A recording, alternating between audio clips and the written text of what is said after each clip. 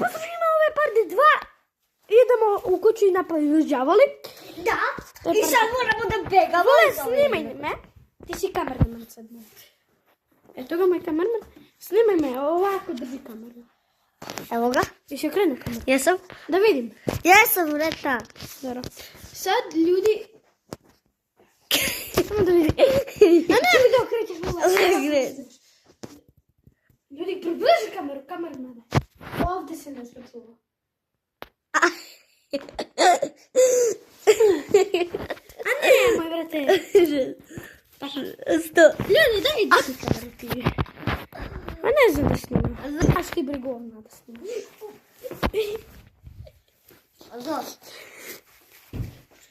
Zašto mogu ispod kreveta? Šutno snagom. Nisam.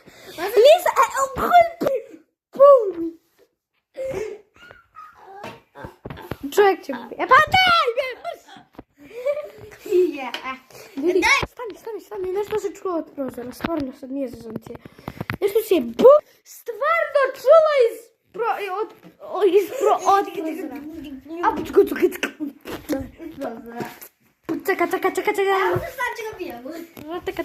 čeka.